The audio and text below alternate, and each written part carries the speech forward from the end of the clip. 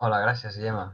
Com ha dit la companya, nosaltres som l'equip tècnic, represento l'equip tècnic de l'oficina de l'empresa l'autònom de Vapor Llom, promoció econòmica de l'Ajuntament de Sabadell, i donem una mica de resposta a les necessitats d'informació i tràmits de usuaris tant de Sabadell com de Rodalies. Avui el que faré serà una petita presentació en format ràpid de quins són els serveis que oferim des de Vapor Llom, promoció econòmica de l'Ajuntament de Sabadell, i també com a contactar amb nosaltres en el cas que necessiteu que us ajudem en qualsevol dels tràmits o en cerca d'informació relativa a l'empresa que voleu crear o que esteu pensant en crear, perquè tant atenem a idees empresarials com per crear ja una empresa que ja està decidida com es farà o fins i tot per consolidar el projecte empresarial que porteu a terme. Dit això, compartiré la meva pantalla i així podrem establir una mica quins són els blocs de l'explicació de la presentació. Passo a compartir pantalla i així veureu una mica el que us vull dir. Aquesta seria la presentació que fem habitualment a les persones emprenedores quan necessiten ajuda per part nostra. Normalment sempre fem una sessió de manera col·lectiva on expliquem principalment quins són els serveis que ofereix Vapor Llom, què és un pla d'empresa, que és un document escrit bastant freqüent de necessitats d'ajuda per defensar el vostre projecte davant de l'administració, d'una entitat financera o per buscar la viabilitat tècnica i econòmica del vostre projecte. També parlaré una mica d'aspectes legals i jurídics, una mica d'informació sobre els dos estaments estatals més relacionats amb la creació d'una empresa, que serien l'Agència Tributària, anomenada Hisenda, i Seguretat Social, Tresoreria General de la Seguretat Social. Finalment, parlaré una mica d'ajuts, subvencions i finançaments de caràcter general, sobretot per a la nova creació d'una empresa. Comentar que totes les accions que portem a terme sempre ho fem en col·laboració directament amb el programa Catalunya Emprèn, que és un programa de la Generalitat de Catalunya cofinançat pel Fons Social Europeu i també pel Departament d'Empresa i Coneixement de la mateixa Generalitat de Catalunya. Dit això, parlaria una mica de quins són els serveis que ofereix l'oficina de l'empresa i l'autònom de l'Ajuntament de Sabadell. Primerament, explicar que tenim un portal web que es diu sabadellempresa.cat, on podeu ampliar tota la informació que ara us aportaré. En aquest portal, sobretot, hi ha informació vinculada a les característiques de Sabadell com a ciutat empresarial.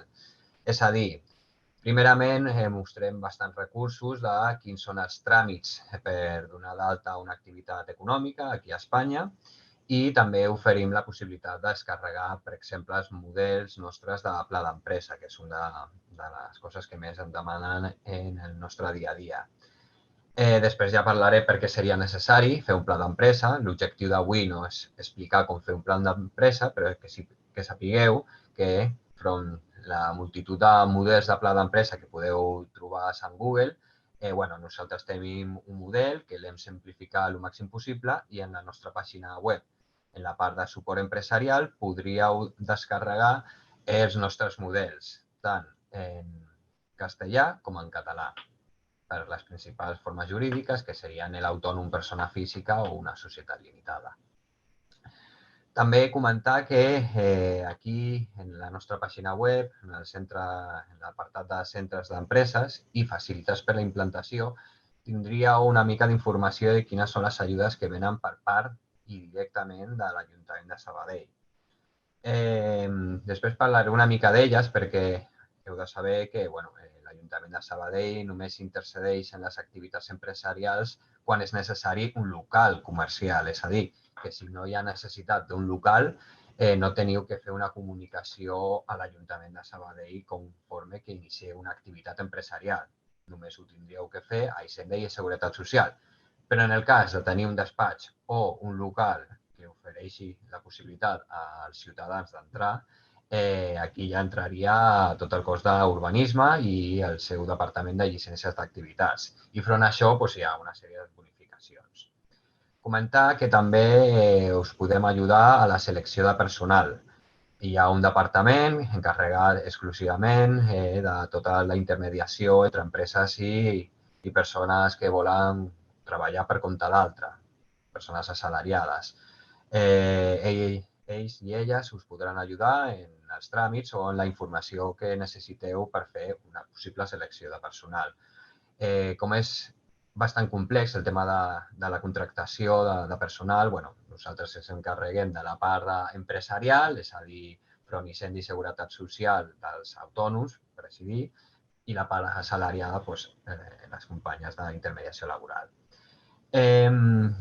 La part de suport empresarial vindria a ser l'oficina d'atenció a l'autònom, és a dir, les persones que de manera gratuïta us podem ajudar en els tràmits o en la cerca d'informació per crear el vostre projecte empresarial. I les bonificacions front urbanisme, després hi parlarem més detalladament. Però sempre comentar que nosaltres, com a oficina de l'empresari autònom, totes les preguntes que estiguin vinculades a un local comercial cal adreçar-les als companys de llicències d'activitats que físicament estan situats també en el mateix edifici de la seu de promoció econòmica de l'Ajuntament de Sabadell, que es diu Vapor Lloc, Fàbrica d'Oportunitats. En aquell edifici està tant el cos de llicències d'activitats que donen resposta a totes les qüestions vinculades a un establiment comercial a la ciutat de Sabadell i nosaltres intentem donar resposta a tota la resta de preguntes vinculades a la creació o consolidació d'un projecte empresarial. Aquí en la pantalla podeu veure quin és el seu telèfon i el seu correu de contacte. També comentar que en la pàgina de sabadellsempresa.cat també podeu accedir a els principals tràmits vinculats a urbanisme, com deia, vinculats a activitats que ofereixin un establiment físic a la ciutat de Sabadell. I també podeu accedir a la formació empresarial que donem. És totalment de caràcter gratuït i actualment per la situació que vivim és una formació mitjançant webinars, és a dir, formació online. I totalment gratuït i sempre intentem posar cursos que siguin d'interès de les persones emprenedores que tenem. En funció de les necessitats que ells ens transmeten, nosaltres oferim una formació ad hoc per a aquestes persones. Dit això, un dels serveis que més ens demana la ciutadania de Sabadell és el punt PAE, punt d'atenció d'emprenedor. Mitjançant un conveni de col·laboració amb la Diputació de Barcelona i el Ministeri d'Indústria, Comerç i Turisme, podem oferir la possibilitat d'entrar en el que es diu la finestreta única empresarial. Aquesta finestreta única empresarial ens permet fer els principals tràmits front incendi i seguretat social d'activitats empresarials bastant usuals i recurrents a l'hora de donar d'alta una activitat empresarial, que serien l'empresari individual, l'anomenat autònom persona física, la societat civil privada, comunitat de béns i la SSL. Comentar que aquestes formes jurídiques, després explicaré una mica el que hi ha al darrere, però a l'hora de donar d'alta una activitat empresarial ho podeu fer vosaltres mateixos mitjançant un certificat digital, entrant o en la xarxa de la finestreta única del CIRCE o mitjançant les seus electròniques d'Hisenda o Seguretat Social. També ho podríeu derivar a una gestoria. Aquesta gestoria us implicaria un cost econòmic o nosaltres us podem acompanyar en aquests tràmits. Disculpeu un moment, que coses del directe i m'estan picant a casa. Disculpeu un moment.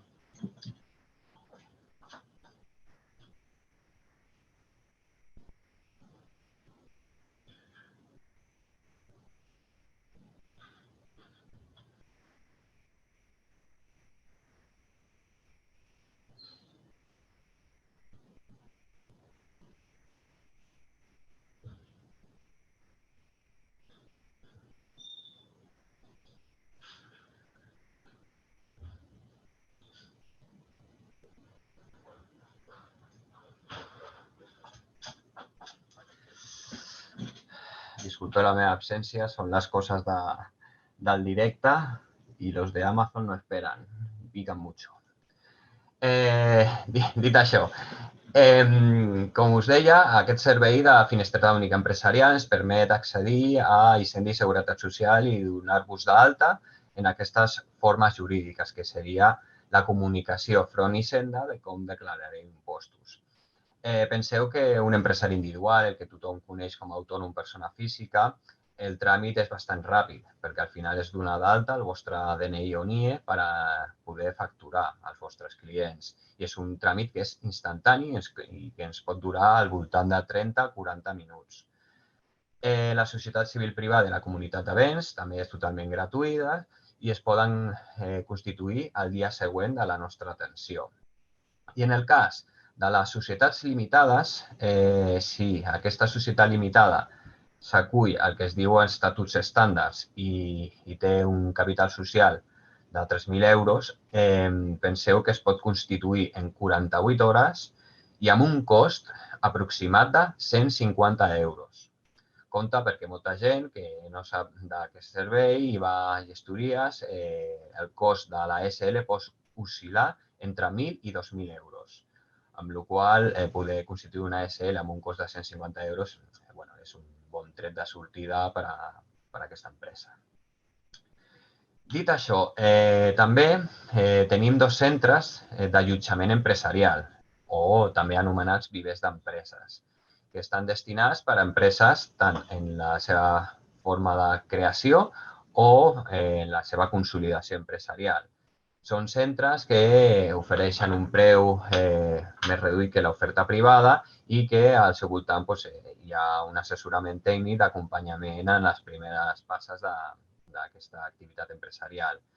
El primer d'aquests centres es diu Centre de Promoció Empresarial i està just al darrere de l'edifici de Fira Sabadell, la confluència, a la cantonada per així dir, dels carrers Covadonga i carrer Tres Creus.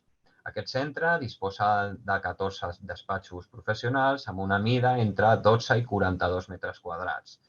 I les empreses de nova creació que no portin més d'un any des que s'han creat, el preu de lloguer el primer any seria de 11 euros.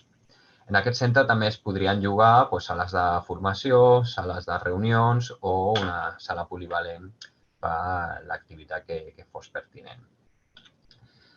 L'altre centre d'allotjament empresarial està situat en el polígon industrial de Can Roqueta, un polígon que té una característica que té plena ocupació de naus industrials i que, com té bones entrades i sortides a la C58 i a la AP7, Amazon va triar aquest polígon industrial com a centre logístic més gran d'Europa del Sud.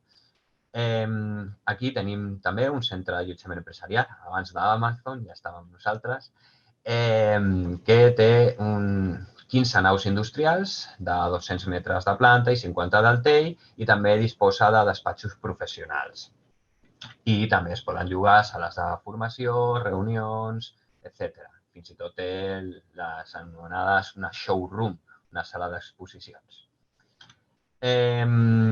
Comentar que en el cas de que tinguéssiu una activitat que no requereixi un establiment comercial i no volguéssiu posar en les targetes de visita a la vostra direcció de residència habitual, aquest centre també ofereix la possibilitat de poder posar la seva direcció com a la vostra activitat empresarial.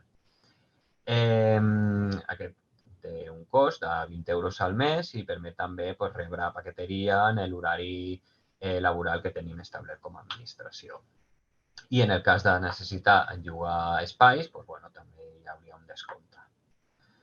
En el cas que estiguéssiu interessats en qualsevol dels 2 centres, en qualsevol de les modalitats que he explicat, caldria fer una instància que actualment es pot fer o presencialment a la seu de Vapor Llong, que és carretera Barcelona 208, bis de Sabadell, o mitjançant instància telemàtica, que requereix un certificat digital per poder-ho tramitar. També comentar que a Sabadell hi ha una xarxa de cooperació empresarial que es diu xarxa Onion.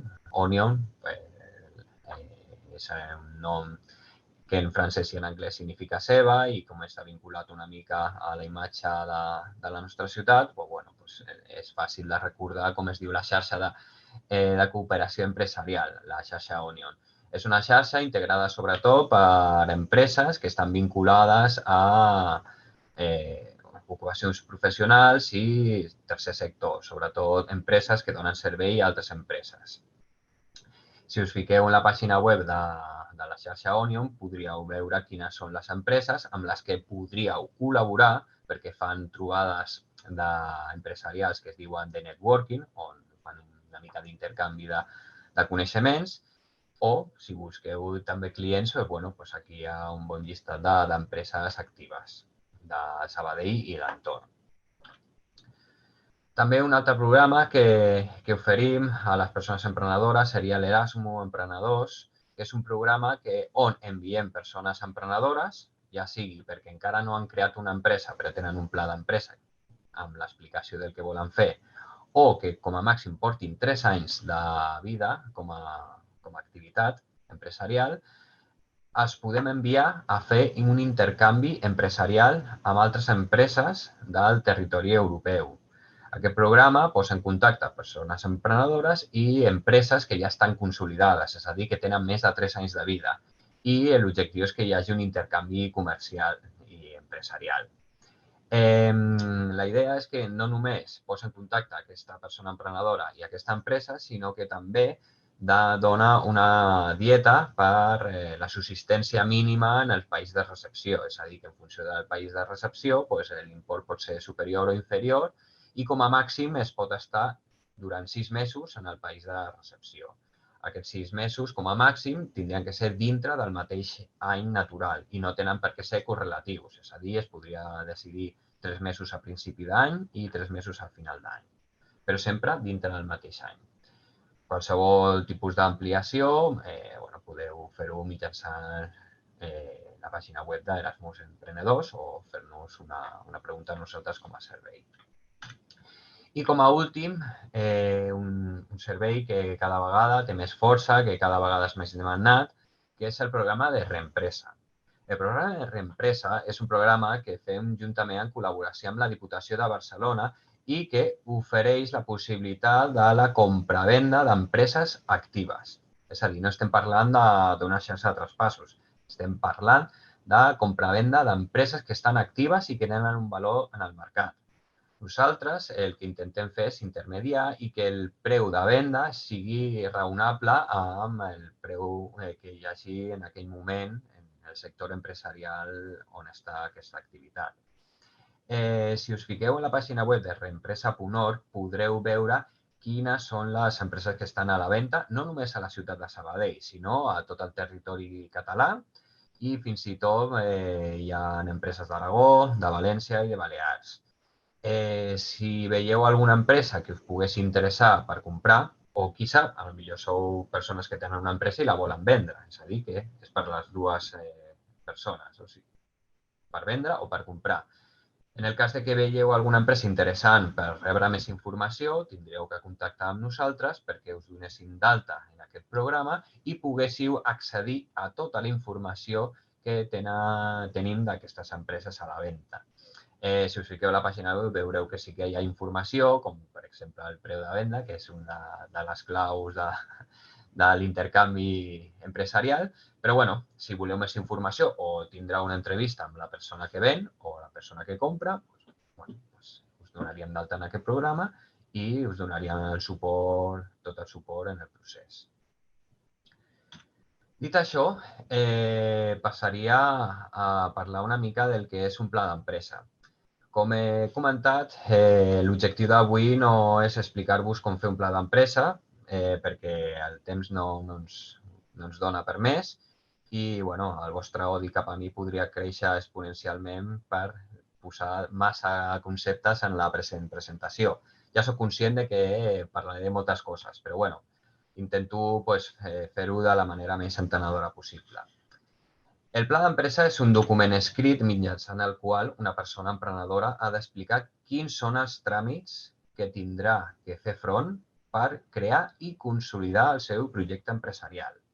És a dir, és un instrument d'autoavaluació del projecte i estadísticament està demostrat que les persones que han fet un pla d'empresa abans d'iniciar un projecte empresarial, el seu risc de fracàs cau més del 50%. És a dir, és una dada bastant rellevant. Sobretot són per dues raons. Una seria perquè aquesta persona ha previst dificultats abans de que se les trobi. I això significa que la seva capacitat de resposta sempre serà més dinàmica.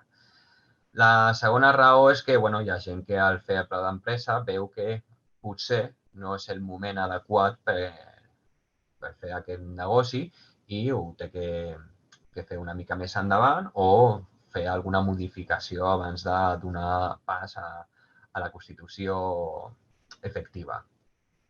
Però, nosaltres sempre defensem que un pla d'empresa és un element més per rebre informació i perquè sapigueu una mica què és el que teniu que afrontar a l'hora de crear un negoci. Però, la realitat és que la gran majoria de persones que fan un pla d'empresa és perquè algú els hi demana. Moltes vegades és l'administració, per exemple, el SEPE, que pot demanar el que es diu una memòria de capitalització per fer un tràmit que després parlaré una mica més, la capitalització d'atur. Si necessiteu finançament per compte aliena i aneu a un banc, normalment els bancs també demanen un pla d'empresa, també anomenat per ells un informe de viabilitat econòmica. Aquí pot ser que tingueu interès propi per veure quins són els passos que tindreu que fer o perquè voleu defensar el vostre projecte davant de terceres persones. El nostre model de pla d'empresa és bastant senzillet, és a dir, l'hem fet el més esquemàtic possible perquè, models de pla d'empresa hi ha moltíssims i fins i tot molt complexos. Nosaltres intentem que la plantilla i la guia que hi ha al darrere d'aquest pla d'empresa, els nostres models, siguin el més fàcils i entenedors possibles. Al final l'hem dividit en 5 punts. El primer seria qui hi ha al darrere d'aquest projecte, és a dir, les persones emprenedores, quina formació i experiència laboral posen a l'abast de la nova empresa que volen crear, és a dir, l'equip humà directe. Pla de màrqueting seria defensar una mica que sabeu com funciona el sector on tindreu la vostra activitat empresarial. És a dir, és un sector que està en alça, està en retrocés, on estan els vostres clients, si són clients particulars, si són clients d'empresa, clients que poden estar només a la ciutat de Sabadell o fins i tot poder arribar fins a Espanya, Europa o al món. Com és la competència? És molt important conèixer com és la competència per saber com ens diferenciem d'aquesta competència, perquè al final quin és el valor afegit que voleu oferir al vostre client o, dit d'una manera més planera, de com voleu captar el vostre client. És a dir, que vulguin demanar-vos el vostre producte o servei. Moltes vegades, en aquest aspecte, molta gent em comenta que no sap per on començar un projecte. Moltes vegades, mirant com han resolt aquest problema la vostra competència, ja sigui directa o indirecta, us poden donar moltes pistes de com afrontar el vostre procés emprenedor.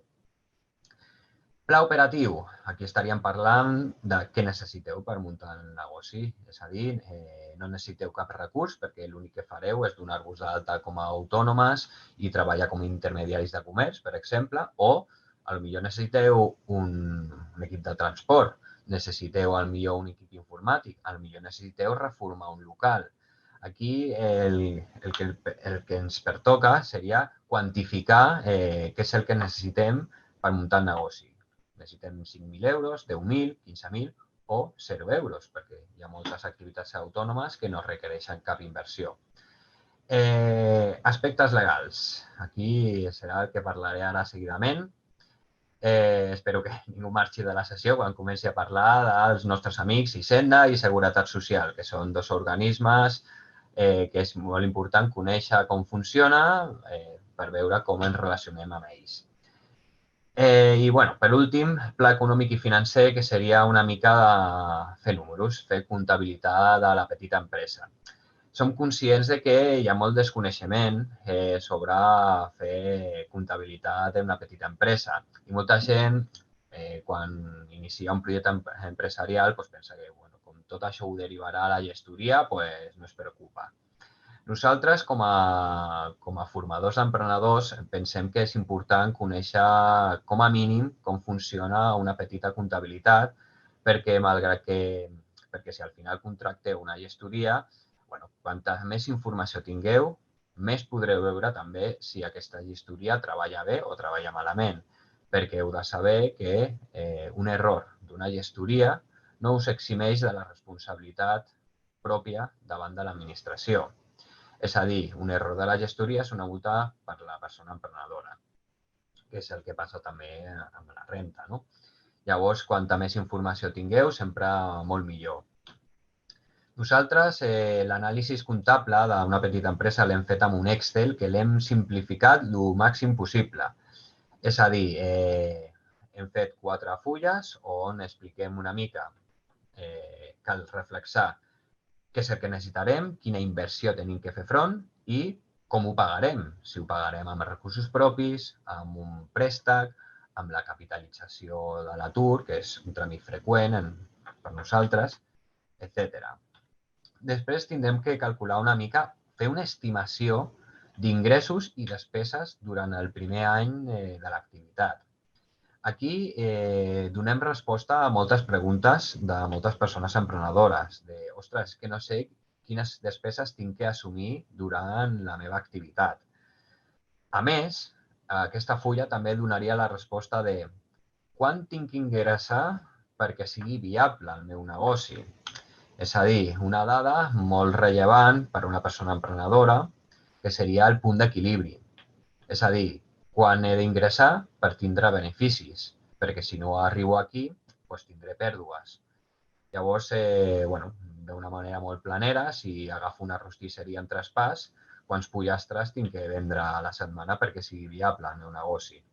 Aquesta és una dada que moltes persones emprenedores la calculen prèviament a prendre contacte amb nosaltres. Nosaltres el que fem és contrastar aquesta informació, és a dir, que al final, si aquesta persona ha calculat que facturant 3.000 euros la seva activitat és viable, però nosaltres hem fet un càlcul i surt 7.000 euros, aquesta persona tindrà més coneixement dels riscos que ha d'assumir. Però la decisió sempre de donar el pas per emprendre o no sempre serà vostra. Amb la qual cosa, quanta més informació es tingui, molt millor per donar una resposta positiva o negativa a l'hora d'emprendre. Aquí acabaria la part de pla d'empresa i començaria el bloc una mica més dens. Fins aquí hi ha alguna pregunta?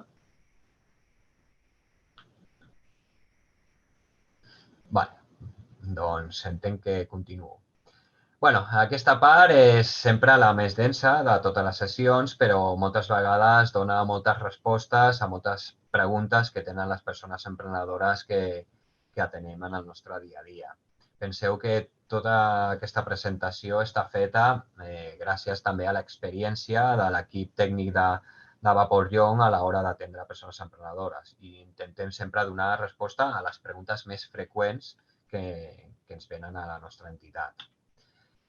Aquest quadre seria una mica com declarem impostos a Hisenda, és a dir, la forma jurídica de la meva empresa. És a dir, si seré autònom persona física, si seré una SL, si seré una cooperativa. Però sempre, abans d'entrar en el que és Hisenda, sempre intentem que quedi clar que Hisenda és una institució diferent a Tresoreria General de la Seguretat Social. Són dos organismes estatals que col·laboren entre ells, però no són el mateix organisme i fins i tot les dades no les tenen creuades. Amb la qual cosa, abans d'entrar en detall en Hisenda, en diferències entre empresari individual i SL, que és una de les preguntes més freqüents que tenim, entraria en el que és l'autònom. Aquest pagament que és obligatori fer pel risc de prendre mal a l'hora de desenvolupar una activitat empresarial. És a dir, jo com a assalariat, jo estic contractat per Vapor Young. Vapor Young paga la meva seguretat social, perquè soc treballador seu. Ells em demanen exclusivitat laboral. Llavors, si algun dia voleu contractar alguna persona, teniu que assumir la seva seguretat social. A Espanya, la mitja es situa sobre el 33% de la base de cotització d'aquesta persona assalariada. És a dir, que si jo me vengo arriba i li dic a Vaporeon que em pagui 3.000 euros de base de cotització, segurament no continuaré com a tècnic de Vaporeon. Però si ells accedissin a fer-ho, jo cobraria uns 2.200 euros nets, malgrat que la meva base de cotització sigui de 3.000, i Vaporeon hauria de pagar 1.000 euros per poder-me pagar aquests 3.000 en format brut, però que al final em quedarien 2.200.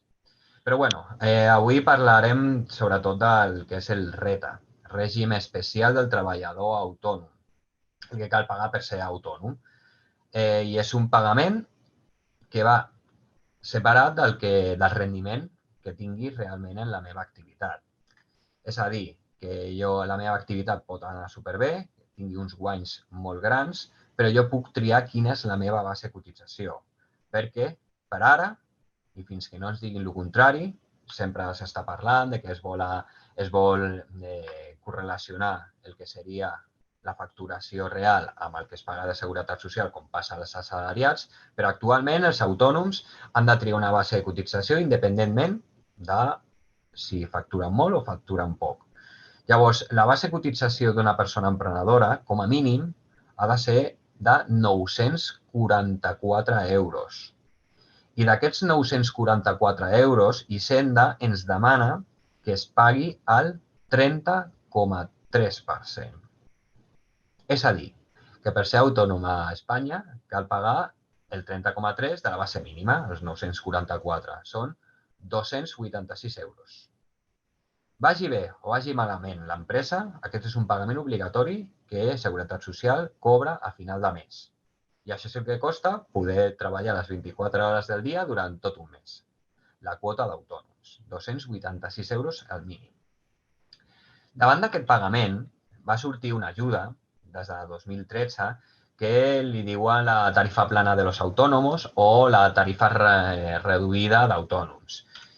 Aquesta tarifa plana d'autònoms només hi poden accedir les persones que o no han sigut mai autònomes o que en els últims 2 anys no han sigut autònomes i si s'haguessin beneficiat d'aquesta ajuda han de passar 3 anys des que es van donar de baixa com a autònoms.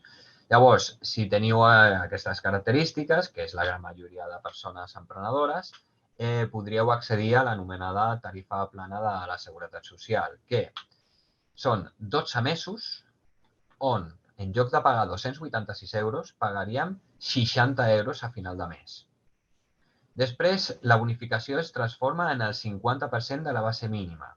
És a dir, que en lloc de pagar 286 euros, pagaríem uns 143 euros. I després ve una altra bonificació de 6 mesos, que faria en total 24 mesos, on la bonificació és més reduïda, és del 30%. És a dir, que en lloc de pagar 286 euros, pagaríem uns 198 euros. En el cas de que la persona a l'hora de donar-se d'alta tingués menys de 35 anys, en el cas de dones, o menys de 30 anys, en el cas d'homes, aquesta tarifa bonificada en el 30%, la del final, la dels últims 6 mesos, s'amplia fins a l'any i mig, és a dir, un any extra. És a dir, que aquestes persones tindrien una tarifa reduïda durant 3 anys, on el primer any a 60 euros, després 6 mesos a 143 euros més o menys, i després any i mig a prop dels 200. A partir d'aquest tercer any ja tindrien que pagar la quota usual. Però bueno, d'aquí a 3 anys ja veurem si no han canviat les coses perquè el govern porta darrere bastants mesos d'intentar equilibrar la facturació real amb el que es paga de Seguretat Social. També comentar que les persones que tinguin una diversitat funcional igual o superior al 33% segons criteris de l'Institut Català de la Salut té una bonificació de 5 anys, on el primer any tindríem aquesta tarifa reduïda de 60 euros i a la resta de 4 anys la del 50%, és a dir, pagarien uns 143 euros. També hi ha una sèrie de bonificacions pels anomenats autònoms familiars o autònoms col·laboradors, és a dir, autònoms que depenen directament d'un altre autònom i que declaren impostos en derivació d'aquest autònom principal. És a dir, sobretot per cònjuges de primer grau de consanguinitat.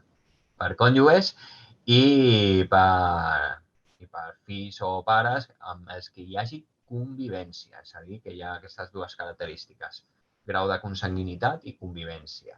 Però, bueno, actualment es pot contractar també a parents de primer grau de consanguinitat i convivència o també es podrien donar d'alta com a autònoms pròpiament dits, amb la qual hi ha aquestes tres possibilitats de col·laborar o treballar amb un familiar amb el que hi hagi convivència. També comentar que una persona assalariada pot ser autònoma a la vegada, és el que es diu la pluriactivitat, i també té una sèrie de bonificacions, que seria disminuir aquesta base de cotització. En funció del cas, tindrien que analitzar si aquesta bonificació seria superior o no a la tarifa plana d'autònoms. Penseu que les diferències a vegades van entre 200 i 250 euros en 3 anys, amb la qual no és molt rellevant la diferència entre una bonificació i l'altra, no? Però, bueno, en funció del cas es podria tractar i, bueno, miraríem quin seria el cas més econòmicament més desitjable. Dit això, entraríem una mica en Hisenda, és a dir, Seguretat Social és una despesa fiscalment deduïble i és una despesa fixa, vagi bé o vagi malament, perquè al final és el risc de que em posi malalt, el risc de que em faci mal fent la meva tasca com a persona autònoma, amb la qual això és fixa. Ara parlarem una mica d'Hisenda i, bueno, recordar-vos que si teniu alguna consulta, doncs, la poseu en el xat i les meves companyes m'ho demanaran i, bueno, és una part una mica més complexa. La forma jurídica més usual en usuaris que atenem en el nostre dia a dia és l'anomenat empresari o empresària individual, és a dir, el que tothom coneix com a l'autònom personal física, aquella persona que dona d'alta el seu DNI o NIE per poder facturar. És a dir, estaríem dintre del Codi Civil i és un tràmit automàtic i per això es diu que com es vincula al teu patrimoni present i futur, la teva responsabilitat front deutes que es generin a clients o proveïdors cal fer front amb el teu patrimoni present o futur. És a dir, que algun client amb una factura pugui demostrar que t'ha pagat un servei o un producte i que tu no li has donat. Una altra cosa és que li hagis donat malament. Aquí estaríem parlant de la responsabilitat civil, que es contracta amb assegurances. Però aquí estem parlant de la responsabilitat de que un proveïdor, per exemple, t'hagi venut un producte i tu no li paguis. I ells puguin demostrar amb una factura, perquè si no hi ha factura no hi ha relació mercantil, denunciïn. Clar, aquí penseu que la gran majoria d'empresaris individuals no és una cosa rellevant, no? Sobretot, per exemple, si tenim un comerç o som professionals, en principi és molt estrany que hi hagi aquesta incidència de que m'hagin pagat alguna cosa i jo no hagi donat resposta. Una altra cosa, com insisteixo, seria que hagi donat un servei dolent o que algú hagi entrat en el meu local i s'hagi fet mal. Tot això ho regula una assegurança de responsabilitat civil, que no és la que surt en aquest pantallazo. Comentar que com a empresaris individuals, autònoms persona física, tenim que declarar els nostres beneficis a IRPF directament, a la nostra renda. I el que declararem normalment són un percentatge dels beneficis, que normalment és el 20% d'aquests beneficis. L'administració ni vosaltres podeu preveure el rendiment real de l'activitat, és a dir, que potser us va molt bé o us va molt malament. I al final, moltes vegades, clar, demanen el 20% i potser aquest 20% era molt o era molt poc. Això es regula la renda. Això podeu estar tranquils que l'administració sempre està pendent de rebre el que es mereix. Amb la qual cosa, veuria si aquest 20% ha sigut molt o ha sigut poc. També comentar que hi ha una altra fiscalitat que poden establir els empresaris individuals, que és l'anomenat mòduls. Els mòduls és sobretot per comerços, és a dir, activitats que poden al·legar quin és el rendiment estimat de la seva activitat en funció de les característiques del seu negoci. És a dir, si tens un establiment, doncs en funció dels metres quadrats, si tens un bar en funció de les taules i les cadires que tens, i el personal assalariat o socis treballadors, o, per exemple, un taxista o un camioner, que és en funció del vehicle que tenen. En aquests casos, l'administració fa com una tarifa plana, és a dir, que diu quin és el rendiment que hauria de tenir aquesta activitat i en funció d'això doncs, el que tens que pagar d'impostos. Clar, si l'activitat va molt bé, doncs, és desitjable, no?, aquesta forma de declarar impostos. Si la cosa no va tan bé, doncs ja seria un altre tema. Com deia abans, l'altra, la d'estimació directa, que és facturació, és el 20% dels beneficis. És a dir, que si la cosa no va bé, el 20% de poc o de res és poc o res. L'únic que tindríeu que fer front, sí, és als costos de la seguretat social. Això sí que és obligatori.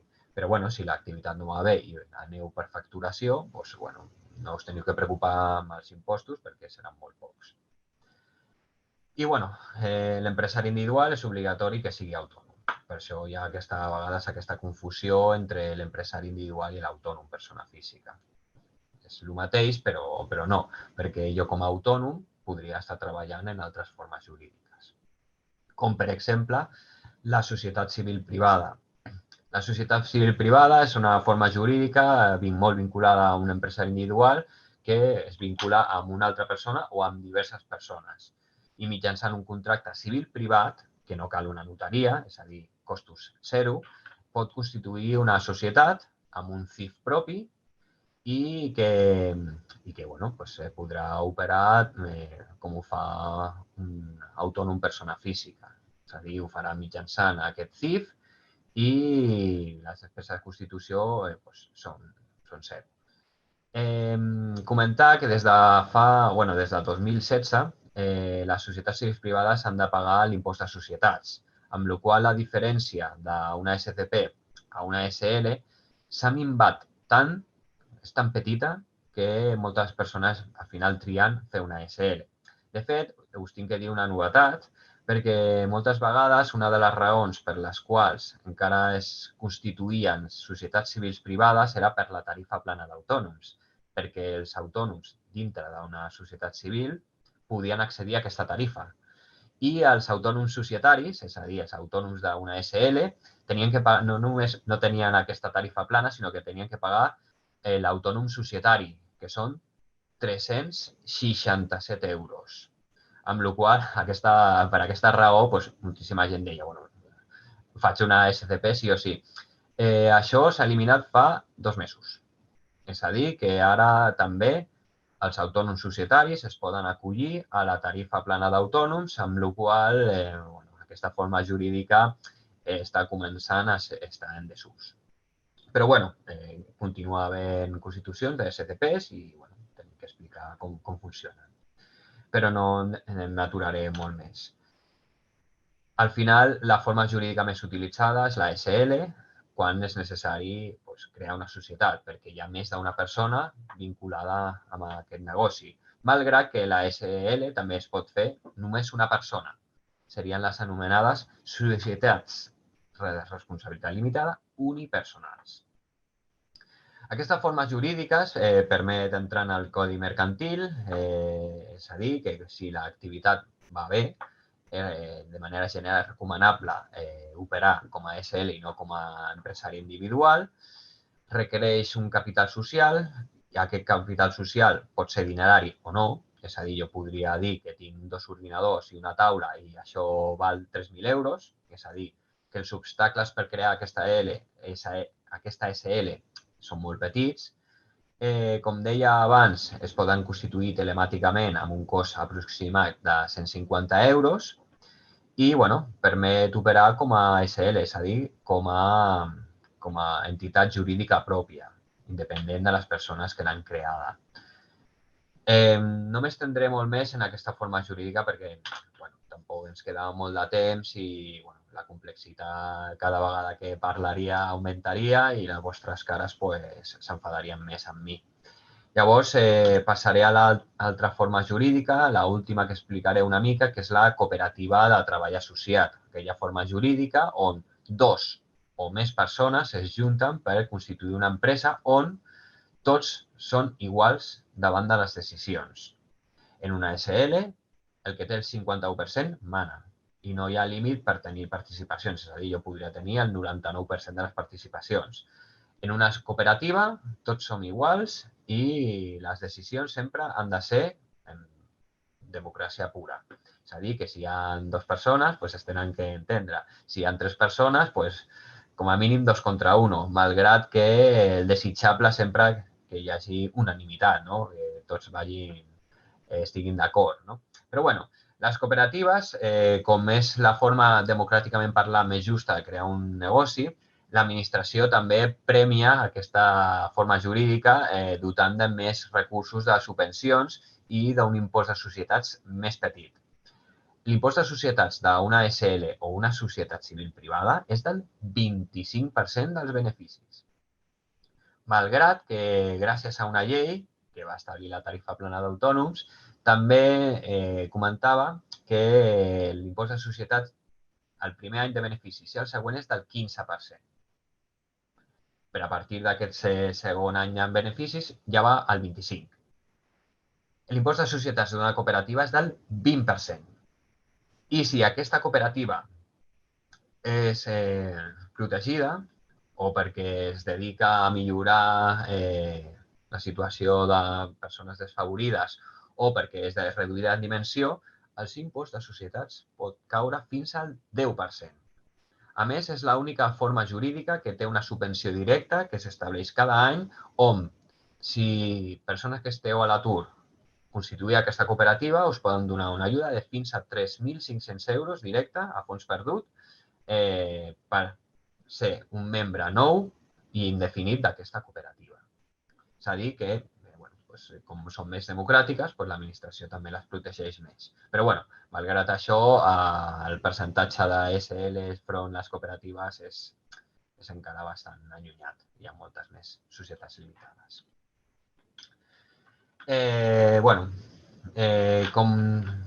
Com un resum de tot el que he parlat, de quadre, al final una de les grans preguntes és que no sé si fer-me empresari individual o fer-me SL. I, com he esmentat, moltes vegades té a veure amb els costos que té mantenir un empresari individual, autònom, persona física o una SL. Penseu que davant d'una notaria i d'una gestoria, les despeses per portar els impostos d'un empresari individual pot oscil·lar entre 50 i 70 euros i el d'una SL entre 200 i 250.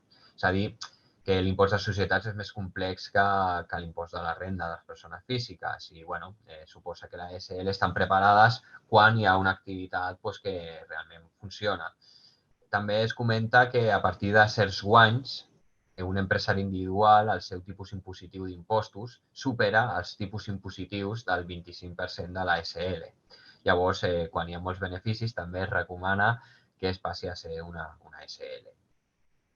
Ara no hi ha la diferència en la tarifa plana, perquè ja, com he comentat, des de fa 2 mesos també es poden acollir a la tarifa plana, amb la qual cosa és una mica del rendiment que penseu que tindrà aquesta empresa. Podeu canviar d'empresa individual a SL en qualsevol moment. És per això que molta gent, per prudència, comença com a empresaris individuals i quan la cosa veu que funciona, passa a SL. És un tràmit ràpid i senzill i indoloro. Dit això, no sé si hi ha algun dubte de règims jurídics, Hisenda, Seguretat Social, organismes implicats en la creació de qualsevol empresa. Si no hi ha preguntes, passo a la secció més demandada, que seria ajuts i subvencions i finançament.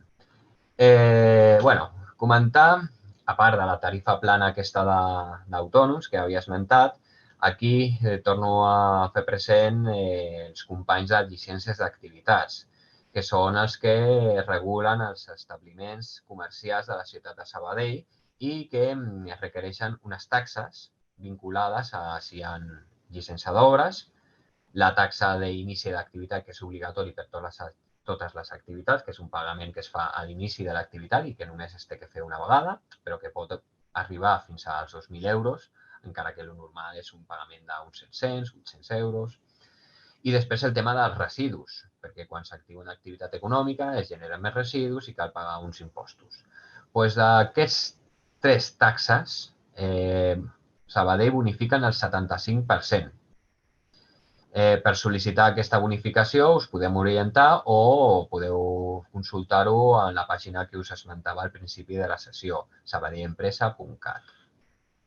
I també podeu trucar als companys de llicències que, com teniu en el pantallazo, el 93 745 31 82, horari de matí. Quan he parlat del pla d'empresa he esmentat que hi ha un ajut que es diu capitalització de la prestació de l'atur. És a dir, vincular tot el que tinc dret a cobrar d'atur en la meva activitat. Però, bueno, quan estic cobrant l'atur i vull activar una activitat, cal pensar que potser no m'interessa fer una inversió i que vull compaginar el meu autònom amb el meu atur. És a dir, actualment hi ha la possibilitat de fer l'anomenada compatibilització. És a dir, continuar cobrant l'atur cada dia 10 i facturar el que sigui com a autònom. Compatibilitat. L'únic límit que té és de 9 mesos. És a dir, que si tinc 7 mesos per davant d'atur, m'encaixa perfectament. Però si tinc el màxim d'atur, que són 24 mesos, he de renunciar a una part d'aquest cobrament. En el cas de que tingueu que fer una inversió per obrir el negoci o per activitar la vostra activitat empresarial, la capitalització de l'atur és un tràmit que es té que fer amb el SEPE i que nosaltres podem donar suport, on se li demana a l'administració que t'ho pagui tot a la vegada o una part. Si et paga una part, tota la resta aniria a pagar les quotes de la Seguretat Social. És a dir, que tot l'atur es vincula a l'activitat empresarial.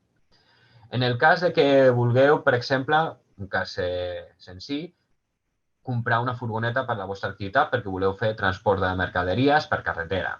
Llavors, l'administració, el SEPE, en aquest cas, us demana una memòria de capitalització, un pla d'empresa, i un pressupost que sigui igual o superior a l'import que voleu rescatar de la vostra capitalització.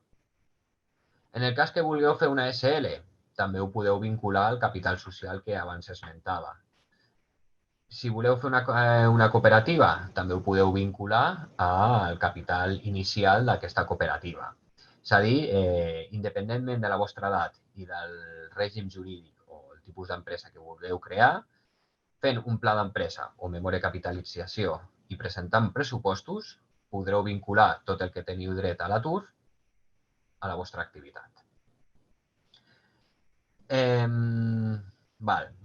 Actualment hi ha diverses ajudes, però sobretot estan destinades a persones que estan ja donades d'alta i front a la situació provocada pel Covid.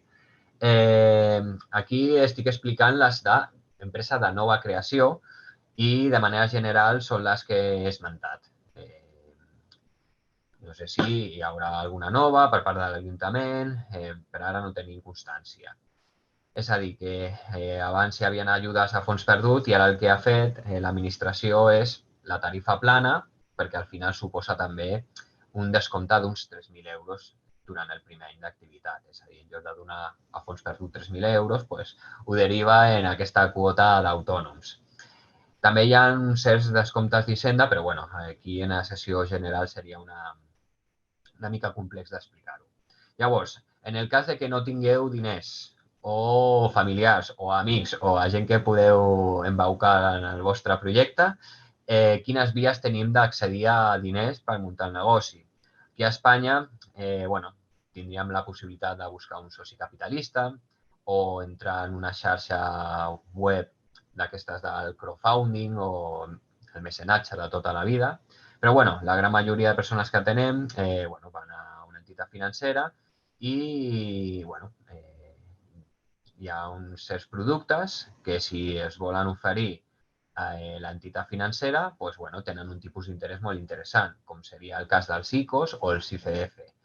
Però són les entitats financeres les que han d'oferir aquest producte financer, que si no és el cas, diran que no existeixen. Però en aquests casos demanen un aval o garantia. En el cas de no tenir una aval o garantia, tindrien que anar als anomenats microcrèdits. Els microcrèdits, mitjançant un conveni de col·laboració que tenim nosaltres amb aquestes entitats, aquestes dues entitats, es pot accedir a un tipus de préstec sense aval o garantia, però amb un pla d'empresa obligatori. I aquest pla d'empresa, a més, ha de ser validat per tècnic o tècnica de l'entitat col·laboradora, en aquest cas nosaltres, com a tècnics d'emprenedoria. Un seria microbanc, que ve de CaixaBank S.A., que seria un préstec de fins a 25.000 euros amb un tipus d'interès del 5,9 i un temps màxim de devolució de 6 anys. En el cas d'ASCA, Acció Solidària contra l'Atur, és un producte financer de fins a 9.000 euros amb un tipus d'interès 0 i s'ha de tornar com a màxim en 3 anys. En funció de les vostres necessitats d'inversió, podríem analitzar quines són les necessitats i com buscar aquest finançament i mirar aquestes dues entitats com respiren per demanar aquesta financiació. I veient que ja és l'hora, primer de tot agrair-vos la vostra atenció. Aquests són els nostres centres d'atenció, com a oficina de l'empresa i de l'autònom, els dos vivers d'empresa que tenim i la seu de Vapor Young, amb el seu telèfon general, que és el 745 31 61. En el cas de contactar via mail, la nostra companya, la Susana, potser alguna de vosaltres ja contactava amb ella, seria qui s'encarrega d'atendre les primeres consultes de l'atenció a l'emprenedoria o el correu genèric de sabadellempresa.ajsabadell.cat. Penseu que ja heu accedit a una sessió col·lectiva, amb la qual si necessiteu el nostre suport o la nostra ajuda de manera individualitzada, actualment ho fem mitjançant correus, telèfon o videotrucades, i realment funciona bastant bé per l'experiència que estem rebent. Us ajudarem en tot el que necessiteu, us donarem tota la informació que tinguem i, tant de bo que tot funcioni bé i, estem aquí pel que necessiteu. I si ara teniu alguna pregunta, jo encantat de respondre-la. Gràcies.